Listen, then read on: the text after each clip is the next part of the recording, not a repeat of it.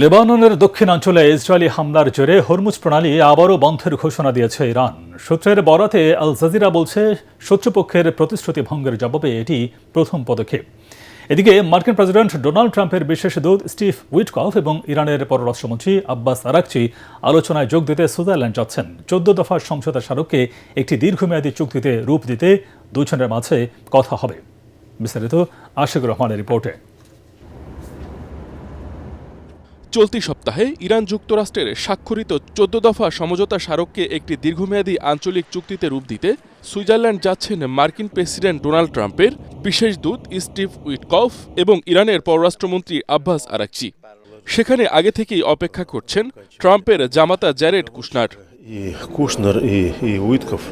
অন্যদিকে লেবাননে ইরান সমর্থিত সশস্ত্র গোষ্ঠী হিজবুল্লাহ ও ইসরায়েলের মধ্যে যুদ্ধবিরতি কার্যকর হওয়ার কয়েক ঘণ্টার মধ্যেই দক্ষিণ লেবাননে বিমান ও ড্রোন হামলা চালিয়েছে ইসরায়েল।